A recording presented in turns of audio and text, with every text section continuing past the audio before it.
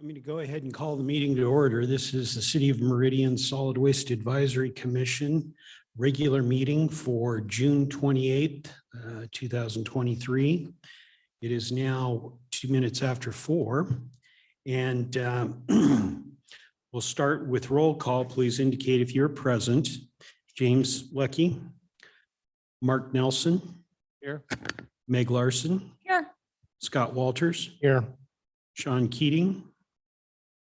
Steve Corey here.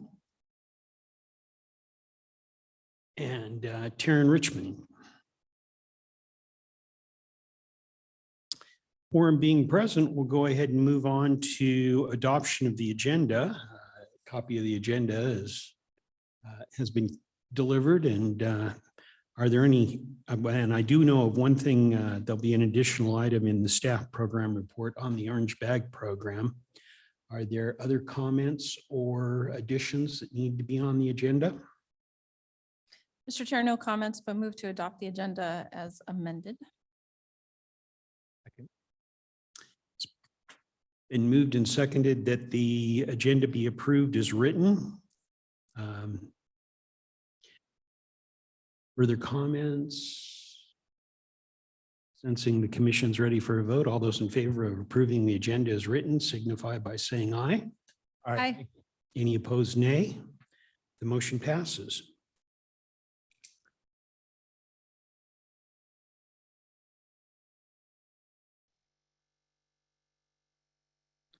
We'll now move on to approval of the minutes for the May 24th meeting. I believe those were distributed before the meeting. Are there any comments on the draft minutes?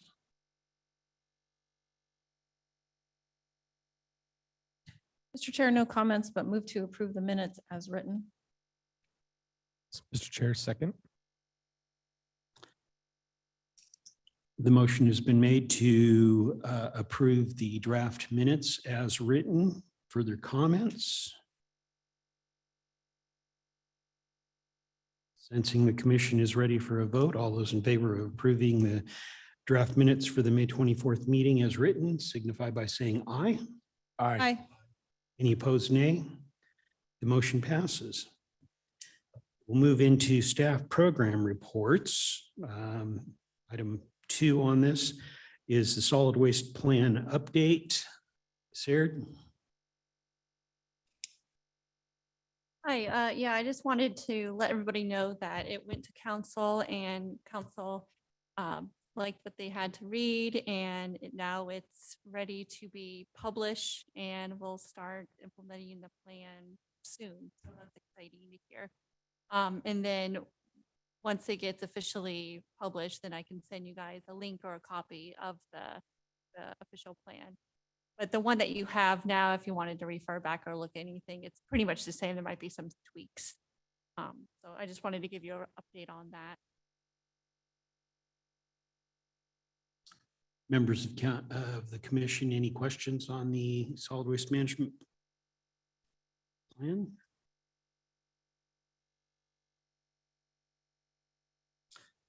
Very good, then we'll go ahead and move on to the rates and household hazardous waste program status report. Sarah, do you want to start this off? Yeah, it's just a quick status update.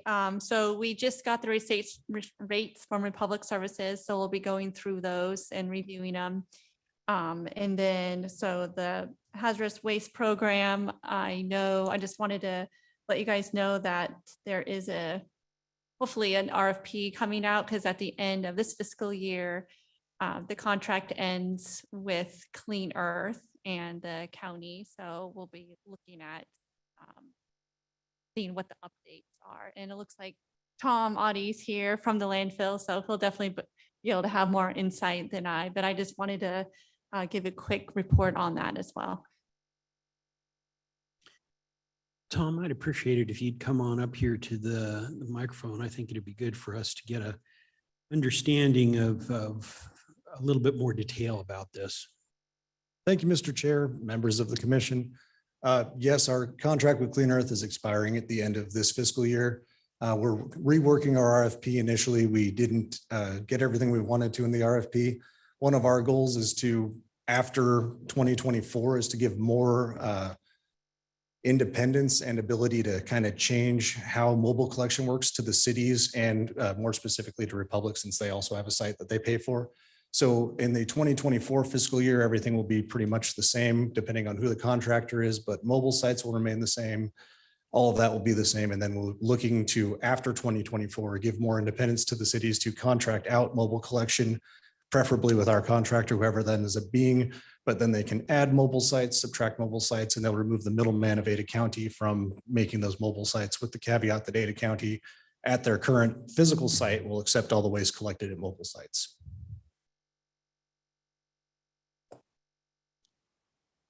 Members of the commission, do you have any questions on the status of the household hazardous waste program and its upcoming procurement activity?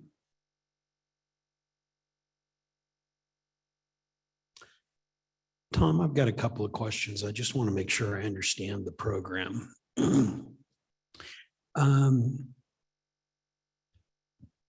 Right now, Clean Earth takes the material at our mobile sites and then they deliver it to the landfill and they do all the labeling, sampling, designating and everything, and eventually develop the manifests for it to be shipped off to treatment or disposal, whichever is appropriate. Yes, sir. Correct? Okay. Whose name goes on the drum and on the manifest? Is it Ada County? It's Clean Earth. Clean Earth doesn't, okay. And the costs for that,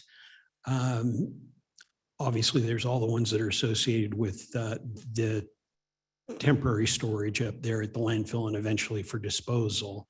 And all those come back to the landfill and come out of the enterprise fund. So those are captured in the gate fee They should for be, yes. municipal waste.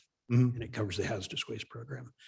Then for the portion of the costs that are associated with the mobile site collection, I believe those get split up and then you invoice back to, in our case, to Republic Services, who pays for the costs that are associated with us, and then on the other side to Boise. I may be mistaken, but I think Republic and Boise pay Clean Earth directly. On Meridian side, yes, that's right.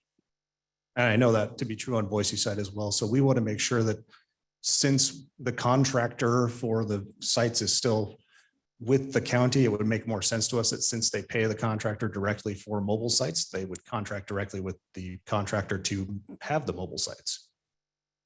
Okay, and so just to make it clear, you're kind of in sync with us about how valuable this program is and how beloved it is and such. And it's something that's very important to the landfill too and its operation. Very much so. That's why we pulled back the RFP to make the adjustments to make sure that nothing would change with the mobile sites through 2024 fiscal year, to make sure that there was no momentum lost or no one was going to not be able to participate in the program regularly as the city's prepared to hopefully take cities and Republic Services. Sorry, don't want to leave you out. Prepared to work with them. We'll be announcing that at our July SWAC meeting. Our intention to have the whoever wants to run a mobile site be able to contract directly with the contractor for that site and give them through fiscal year 24 to prepare.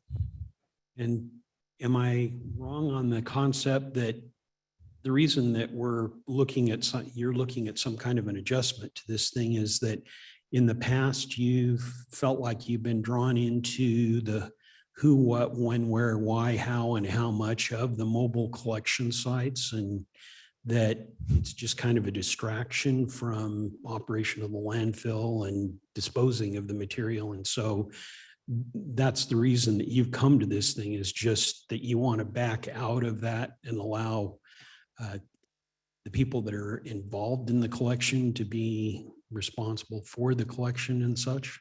That's certainly a contributing factor. We also want there to be a little bit more what's a good word for it? Flexibility, so that if a city or say Republic wants to add a second collection event, they don't have to work through us. We don't have to redo an entire contract agreement with our contractor to make it so that site can come in.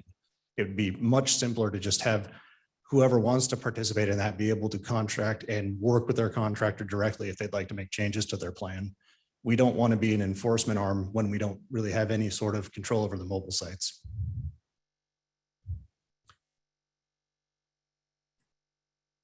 And have you kind of thought through this process of obviously when the citizens go ahead and release these materials, then they're at that point clearly exempt from federal regulations under subtitle C. It's a household hazardous waste, so it's not regulated.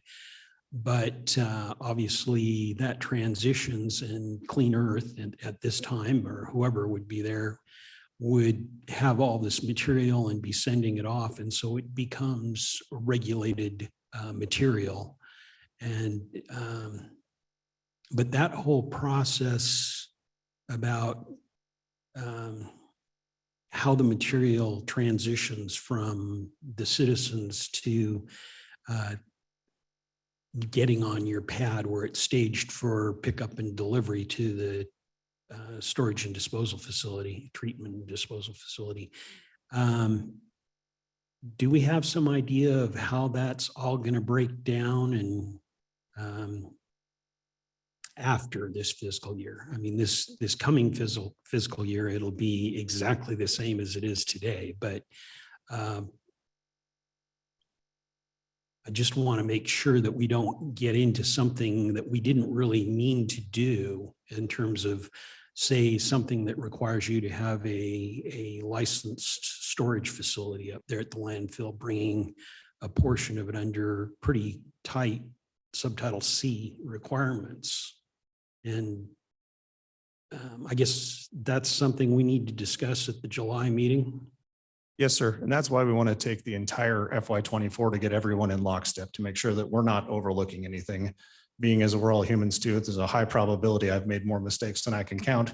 And I want to make sure that all key stakeholders are on the same page and we are all understanding that the most important thing is getting the most hazardous waste collected and making sure that people have the opportunity to visit mobile sites and utilize the program. Thank you very much. As you can see, I'm rather focused on this activity at this particular point. Members of the commission, have you other questions you want to present at this time, or comments you want to present at this time while Tom is here to be able to receive them? Mr. Chairman, may I ask a question? Rochelle. Yeah. So Tom, thank you for presenting. So just to make sure my understanding is clear, so the county will still pay for all disposal, even after fiscal year 2024? Yes, there's no change to that. This is just the payment and contracting of the mobile sites. Okay, thanks for that. So then is there some kind of contract pricing that cities can get through by using your contract, or is it just everyone's on their own? Everyone can contract with someone else? Are you going to let multiple contractors bring waste up there? So maybe 4 or 5 different hazardous waste contractors can all use that facility and cities can just shop it? Or is it going to be, is there some sort of pricing advantage, or is that just up to the cities on their own? And my concern is that there are already some cities reaching out saying, if it depends on what their pricing is, if they keep it going. So then if they're, right now it's bundled and it's very fixed. If it's just a matter of trucks, is it just, can the contractor be required after year 1 to buy the trucks and then offer through the RFP and through the county specific pricing, or just it's a free market that plays out? So we're intending to offer pricing incentives with our contractor. So we want to put a couple of clauses into the contract. One, to make it so other public entities can do it without having to go through the RFP process, which means that the contractor would have to offer them equal or better pricing than our contract in order to make that work. Our preference is just to not be a middleman in the enforcement of any rules or anything like that at the mobile sites. We would like to make sure that we'd prefer everyone to use the same contractor that we use and hopefully be able to have a pricing incentive based on that. But at the end of the day, we just want people to be able to have a program that suits their needs of their city the best, whatever they consider to be the best. And we want to make sure that there's a an outlet for safe and environmental disposal and collection of that material. So we'll always take it. We'll always pay the disposal. We just want more flexibility and more autonomy for the cities if they view the program differently than other ones do. Did that answer I hope that answered your question. We have a preference on contractor, but if a city decides, hey, I can get a much better deal with this contractor for management of the sites, fantastic. Make more and make them more often. We'll still take the material from you and make sure it gets disposed of properly. Follow up to that. So the fixed facility at the landfill will still just be open Fridays and Saturdays? Yep, Thank you.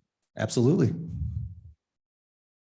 So, Mr. Chair, I think from the residents' perspective, this sounds like potentially a positive for Meridian because Meridian would have some more control over days and frequency of collection and things like that if it chose to do so.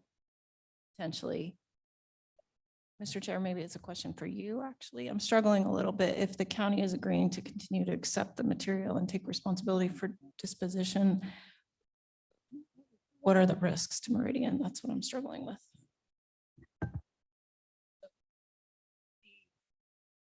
County is going to continue to accept the material and what is the risk?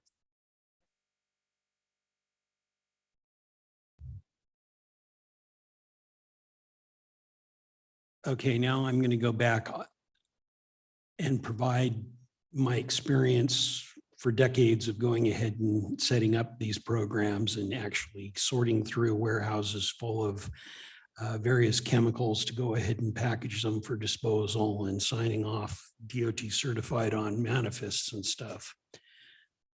Obviously, well, there are a number of ways that this could all work.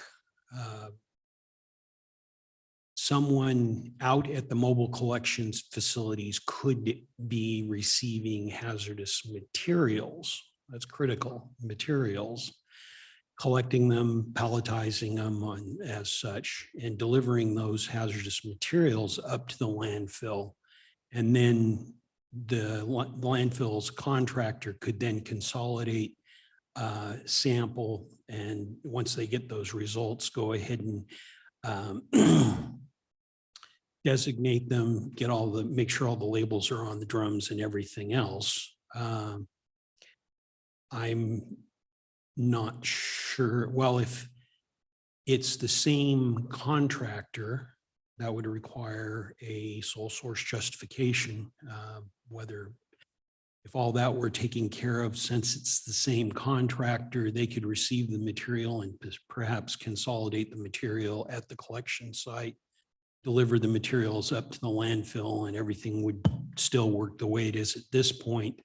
There may be other options, but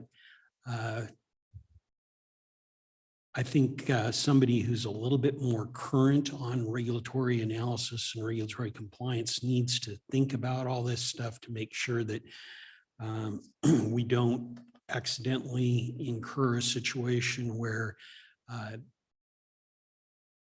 we trigger the storage requirements for waste.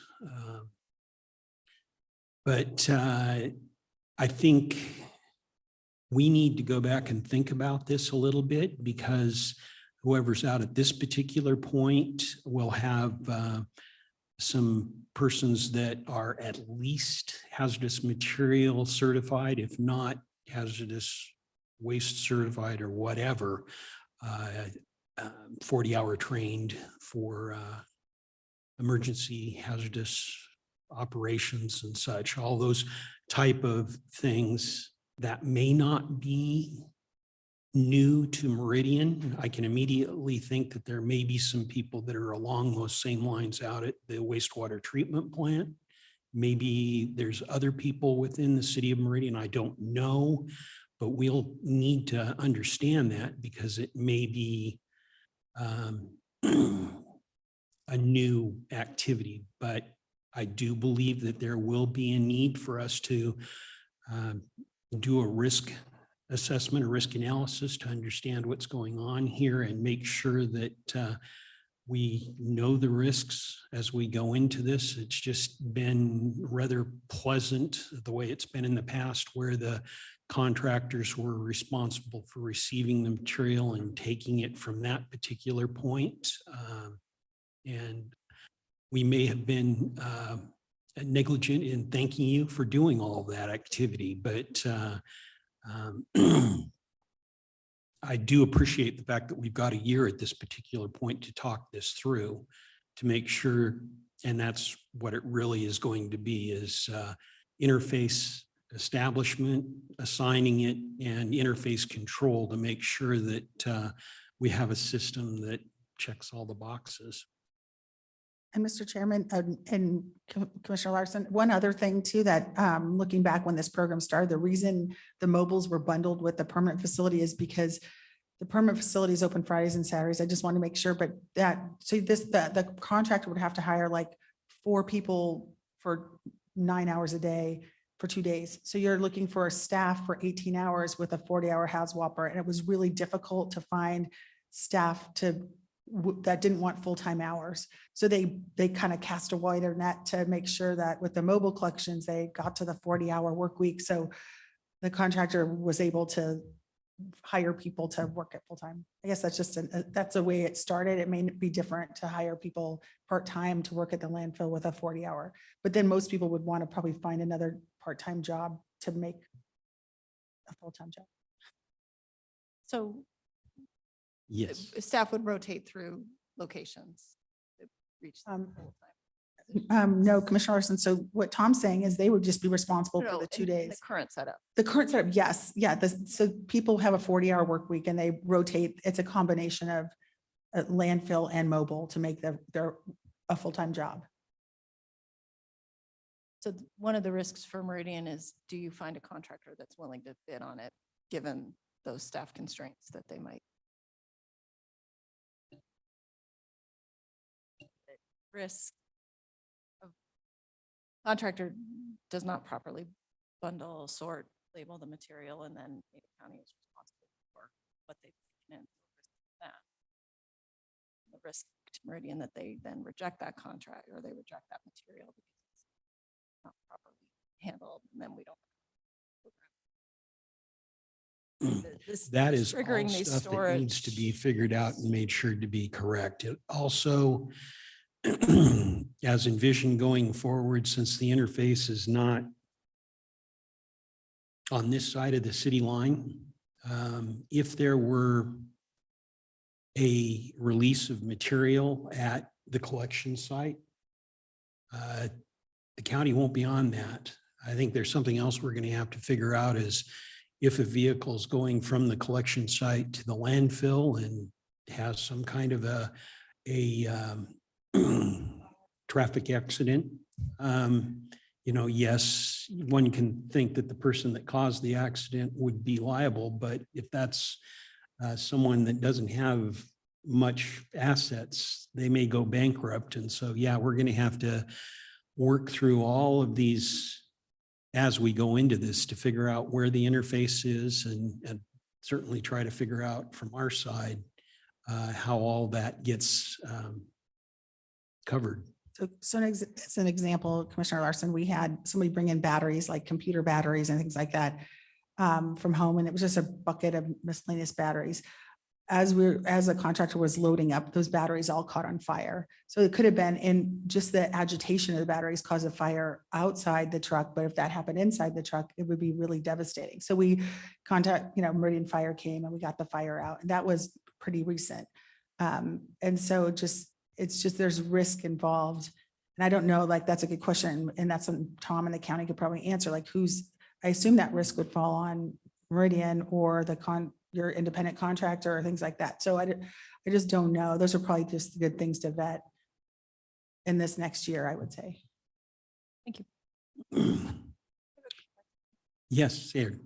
Is it already out or is it going to come out soon? We pulled back the original RFP, so they're adding the language we needed them to add because big pieces were missing. So we're expecting it in probably the next couple of weeks now. Nothing will probably happen next week, given the holiday, but a couple of weeks after that, we expect it to hit the streets again. Okay.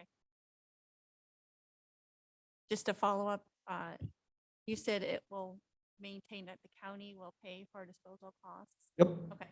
And then, so are you anticipating that? I guess, so you already know kind of from the mobile sites how much you've already historically been taking in, so you can say, I'm generally this type of generator. But,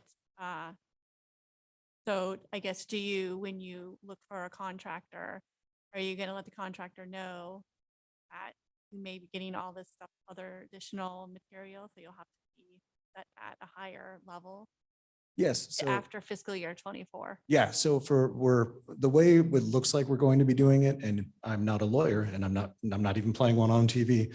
The way we're trying to do it for this year is set up the FY24 as a pilot program where we're going to maintain the mobile sites for the next year. In talking with the city of Boise, we'll be using city of Boise trucks for the next year and then get that set up. So we're telling the contractor initially to not expect, we will not exceed 15 sites, which is one more than we currently have. There are currently 14, just in case South Meridian needs a site, wink. And then after that, we're actually explaining to the contractor the expectation of accepting material from mobile sites, and we're putting in a not to exceed on poundage, but we're waiting for this year to finish up because we're going to try to get a number that can't possibly be exceeded. So we don't have to worry about that. And we're also adding in acceptance of material from all mobile site collections within Ada County.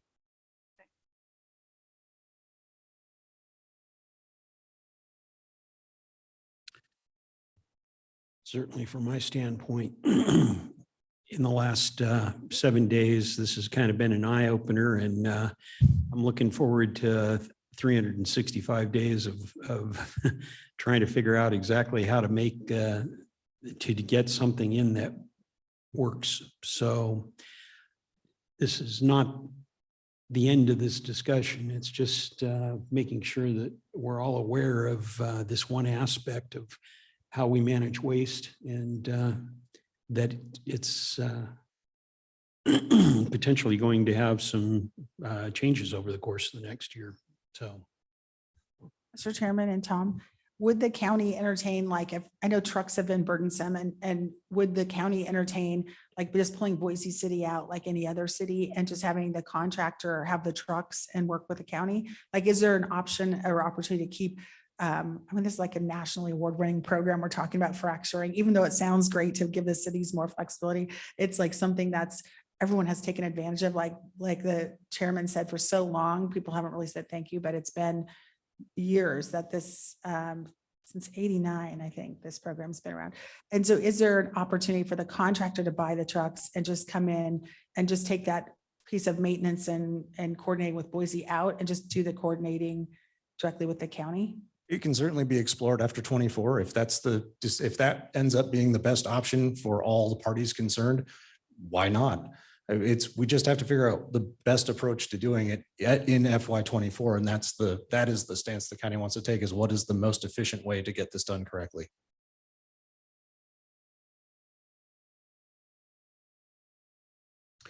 thank you, Tom. I do appreciate you coming over here and talking about this, because all I can see is various options and such, and I just don't want to put words in other people's mouths, but I'm sure we'll have to talk with you regularly, unless the commission's got any further comments or questions at this moment. Mr. Chair, probably mostly just comments for Tom. It seems to me like having more handoffs is like an impact on every city's staff to contract and bid and coordinate. And seems like more opportunities for liability to change hands along the routes and all sorts of insurance issues, and just seems more complicated, not better to me. Just listening to all this conversation, it's all pretty new to me. That I appreciate Mr. Chairman explaining kind of the whole backstory of that workflow, because didn't really appreciate that, or how much the county's been doing for us. But yeah, it just seems like we can evaluate 2024, and it may turn out that we still need the county, like Rochelle said, to entertain the idea of some sort of master coordination or however that takes, but it just seems like just throwing more balls out to to manage by putting that all out to the cities. I don't, where the city is reaching out saying, we sure would like to have one more thing to kind of manage on our own, or I doubt that's how it panned out, but No, it started from City of Boise being a co-signee on the contract and there being some overlap or disoverlap in responsibilities that led to some confusion. And the county legal staff were very excited to separate that portion out. well, I appreciate, it's probably overdue to reevaluate all those overlaps and holes but those are my concerns. Also, we're the government. We like adding complicating parts to things. That wasn't going to go there. But anyway, thanks for explaining all this today. Thank you, sir. Thank you again. I do really appreciate you taking your time to come on down here, and members of the commission, be prepared. I think this will be a rather intense story over the next year. Thank you, Mr. Chair.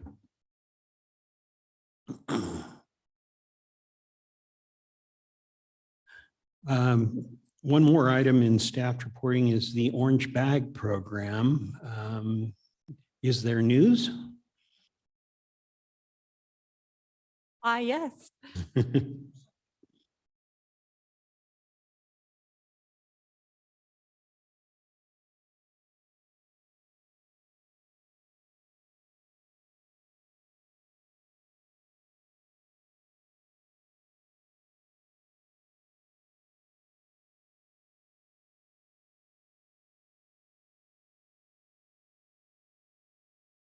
Sorry, I got Zoom covering up my screen. Yeah, so they just updated it. It's nothing earth shattering. It's still, they're still accepting the same materials.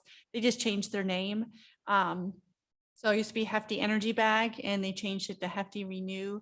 They're trying to show that not all the material goes to burning energy at the kiln. It still does, some of it, but others go to building blocks. So they've changed their name.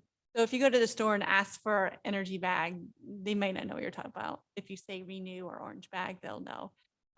So just a heads up on that. Yeah, and then these are two pictures of, what was it, maybe 2 weeks ago. They did an audit at the MRF, and this is just kind of showing what the audit looked like. It was pretty simple. Basically, these two guys who are flown in actually from Minnesota, I can't speak, Florida, were ripping apart bags and looking to see what was inside. And then they just separated out into the individual materials and then weighed it. So on the left is the two guys doing the audit, and on the right is just the separation of the bags. I think they did every city that participated. I know they separated out Boise from Meridian. So hopefully in a couple of weeks, we'll get a report, explaining kind of what the contamination rate was for us and kind of what they generally saw inside. So that's, and I'll share that with you guys once I get that. So yeah, just wanted to give you a heads up on that. Any questions? Okay, thanks.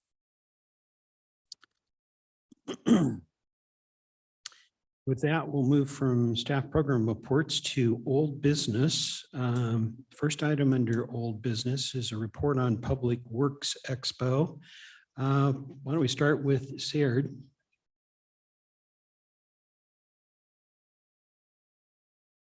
Yeah, so I think it went pretty well. I can leave this picture up for, me and Public Services for outside, and then SWAC was inside. So outside we had, so this is a before and after. So Rochelle and I painted a roll off, recycle on both sides.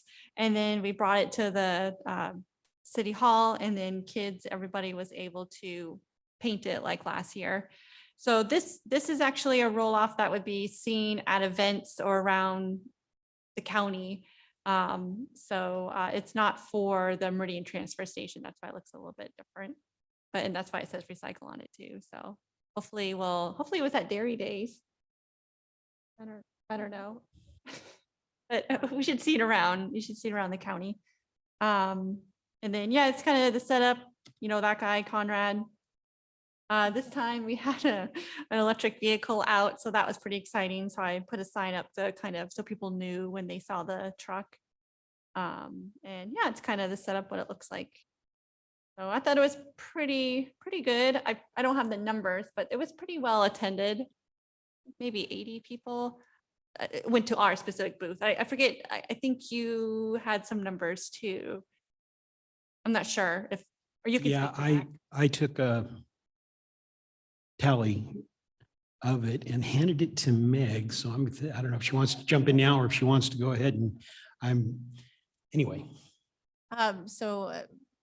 Unfortunately, I was not able to attend. I drove here from the airport just in time for it to kind of wrap up for weather that night. But on the tally, we had about 70 odd visitors to the booth. So That's great. similar to what happened outside. Yeah.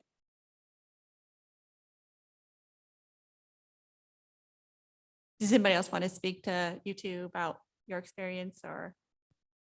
Yeah, I thought it went very well, and we did have a lot of families with 3 or 4 kids at a time that we challenged to pick the right bottles to throw away versus recycle. But it seems like we had a lot of questions about glass and grass recycling. So we spent a lot of time explaining, I think, those 2 programs, or at least I did.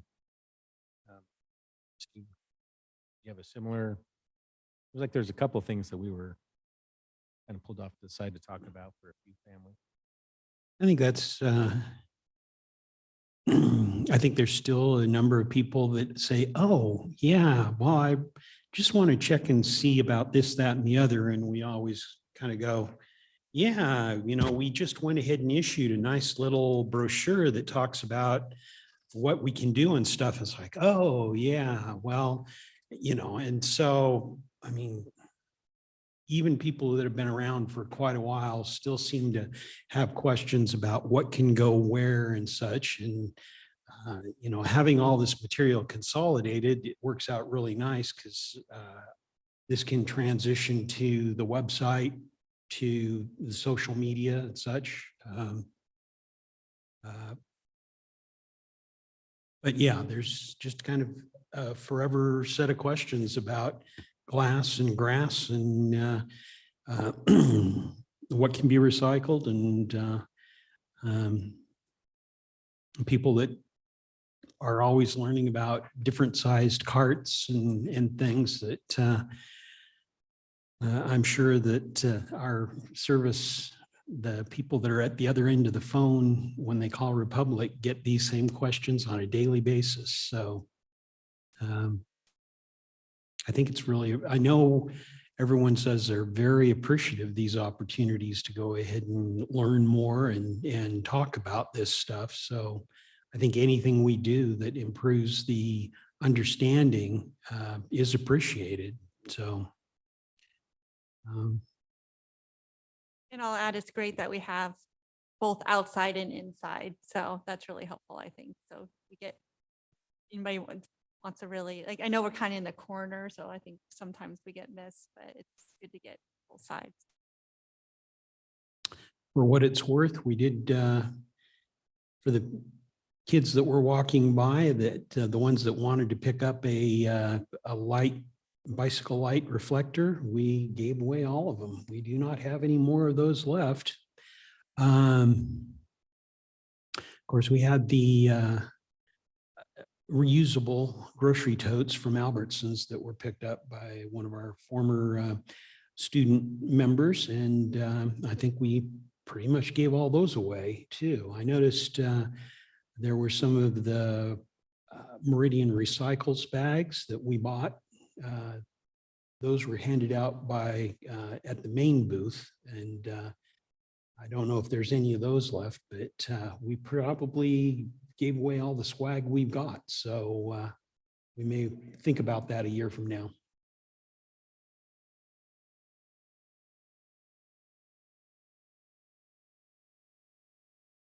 I guess I should go ahead and say at this point, if there's any lessons learned, any improvements that we need to know, please mention them because, we can definitely incorporate stuff into the activity next year. But yeah, if you think about it going forward, then just volunteer the information and the suggestions, and we appreciate it.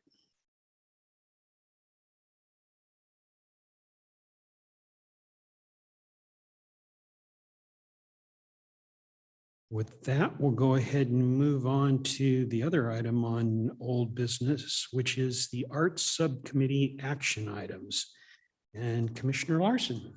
Thank you, Mr. Chair. So the subcommittee, we exchanged information over email to look at the guidelines for the proposed contest, and we met in person as well. So we have for action today, looking for SWAC to say okay to the guidelines for the contest and give us the okay to proceed. We're getting close on time, so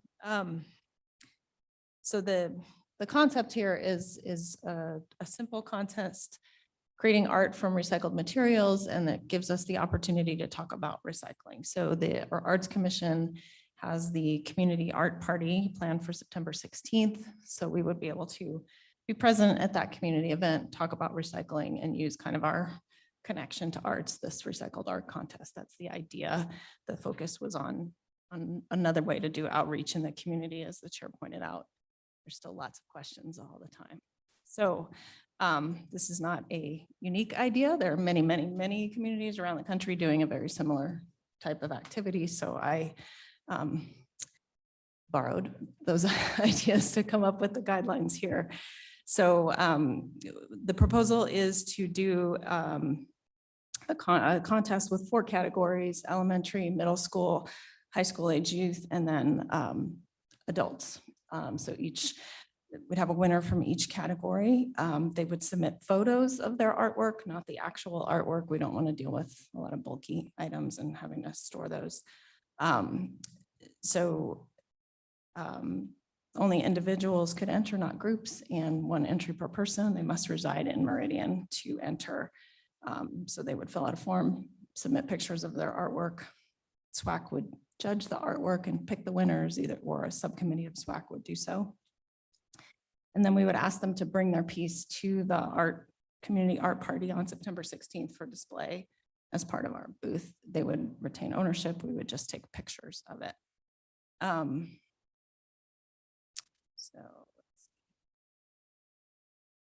And then being at the booth would, of course, give us the opportunity to talk about recycling. So I met with Sayard and we talked a little bit about promotion. So we would do a press release somewhere around mid-July to advertise the contest. We would do some social media posts, particularly focused around the beginning and end of sign up.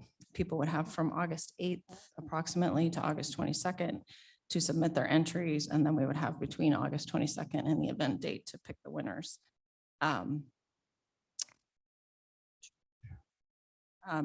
The form for submission, to submit your form and your pictures, would be on the Community Art Party webpage. So we refer people to there. We'd have a size limit on the pieces of art and a focus on using recycled materials. I emailed with Mr. Neri about a prize, and he thought that a gift card prize would be acceptable to council. So we would propose drawing $500 from the Community Recycling Fund to split between the 4 categories as shown on the notes there. So $50 in like a Wahoo's or similar type gift card for elementary kids, 100 for middle school kids, like a Visa gift card, 150 for high school, and then 200 for the adult category. So 500 total for all the prizes. And he didn't see an issue there. The sample form would have them sign off and say that they allow SWAC to use photos of the artwork in our promotional materials. So we might have, if we repeated the contest, we might have the last year's winners used in the next year's photos. And then Cassandra from the art department recommended some kind of a provision for safeguarding the art. So if they drop it off with us at the art party and Commissioner Nelson drops it and it gets damaged, that we wouldn't have any liability. So some kind of release as part of the form for that, or they could stay at the booth with their art if they wanted to. And I think those are the main points of the program. I'm not sure if I left out anything significant. So, again, this is really about drawing attention to recycling and providing information in the community, and the art is just a way of getting people interested in that and something fun. It's not really about collecting art for us.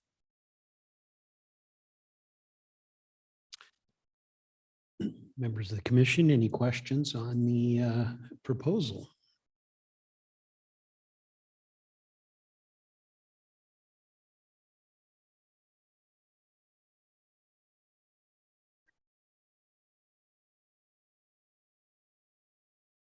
I just have a few comments or questions. Do we should have a weight limit, you think?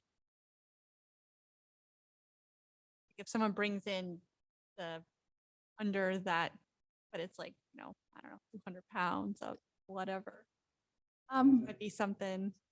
Yeah, we could put that. I mean, they have to carry it. They So do, yeah. So I don't know. But yeah, maybe it certainly couldn't Cassandra. hurt. Yeah, Okay. certainly couldn't hurt. And then right below that, freestanding, so they have to bring their own thing to put it on. Is that what we're kind of thinking? I think it's small enough that put it on the table. Oh, okay. Right. So Okay. there's this 2 by 25, it should sit on the table, but not fall over or need to be Yeah, propped up. Yeah. So there is a size limit. okay. Yeah. And then I would recommend, I'm just looking at your sample form to just have it online. Just like recycle a bicycle concept. I think it'd be easier. So the last line on the form says they can drop it off. So we would just scratch that. Yeah, I think that would be the best, especially like with photos and then uploading and and who knows how many people will, want to do it. So I Yes, think- I'm excited to see what Yeah. happens. I think it'd be easy to, send the submissions and categorize them and stuff if it's all online. Mhm. Right.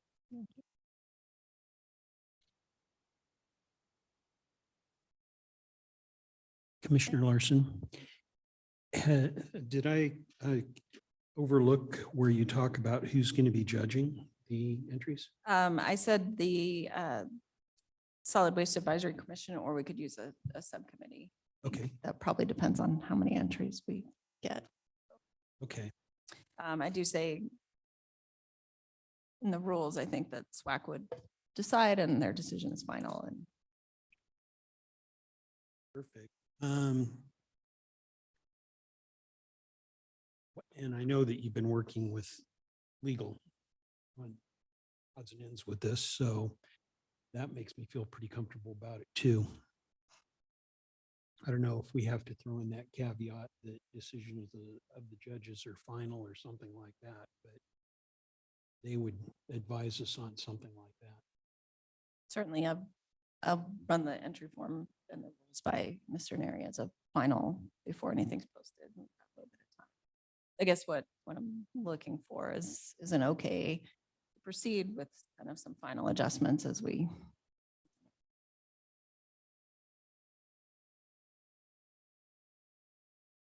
And the reasoning for the dates, so I know that's not on here, but your idea was to vote on it The August meeting. at the August meeting, so it would dedicate some time for that. So that would give you guys time to for us to compile the submission, send it to all the SWAC members, and then you guys during that meeting we can carve out some time to vote on it, and then a week later or less than that, let the 4 winners know. And if we have very large number of submissions, could happen.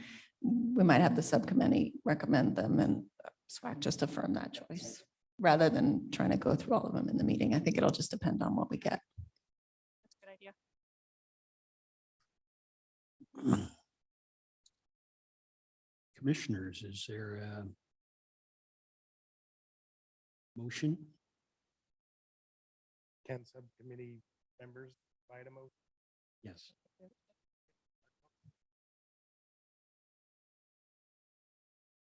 Mr. Chair, I'd like to move that we proceed with the guidelines for recycle art contest, the comments.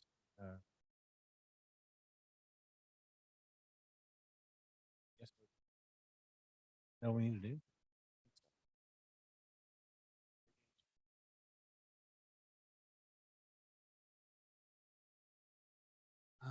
So I think that probably fits in on this thing that we engage in the art contest as outlined in the guidelines, taking into account the comments that have been made at this time, but recognizing that this is a project in the works at this point. And anyway, I'm not going to go on that. Please feel free to go ahead and tweak this as we go forward in future meetings if it needs to be tweaked, but let me try that again. So the motion is that the commission approves proceeding with the contest for Arts Week as outlined in the guidelines, taking into account the comments that have been made at this meeting.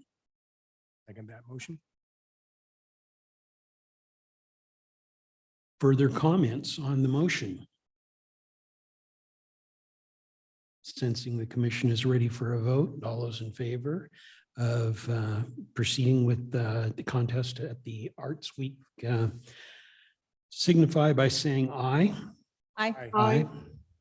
Any opposed, nay? The motion passes. Thank you, Meg. I really appreciate you fleshing this out. That takes care of all the business that's on our agenda. So we'll move into stakeholder updates. As far as our stakeholders, I think the only one present is Republic. Republic, would you like to go ahead and give us some thoughts? Yes, thank you, Mr. Chairman and Commissioners. And we have a big remodel of the Meridian transfer station that was just approved. We've been looking at it for a long time. And so I'm glad Tom's here so he can hear this too. So will be open to the public only at Meridian transfer station starting July 10th and running through the beginning of November. As we pull out the old compactor, we'll go to a traditional top load type of system. We've been working on engineering, so that entire compactor will be recycled with Pacific Recycling. And but the recycling center will stay open, but we'll be direct hauling trucks to the landfill and diverting some probably on the south side that are close to the freeway. It's my understanding those will go to Boise transfer and up just for efficiency. I don't know if you want to add anything to that. So, but July 10th, it should be seamless to the public. They've used the Z-Wall before style where if something's going on the floor, we have containers for people to put their waste in and recycling. So that's a big update. So I guess July 10th we'll be direct hauling some more trucks. Also, Bob Olson, he was the site supervisor for a long time and he passed away, and we have hired his replacement, or his successor, I should say, is BJ Cross. So he's been there for a long time as the lead. And so BJ will step up and now take the role of supervisor at the transfer station. And he's really excited about that. And the staff is really excited. They really like working with him. So that's our other big announcement. So unless anyone else has anything no, okay. Good. Thank you.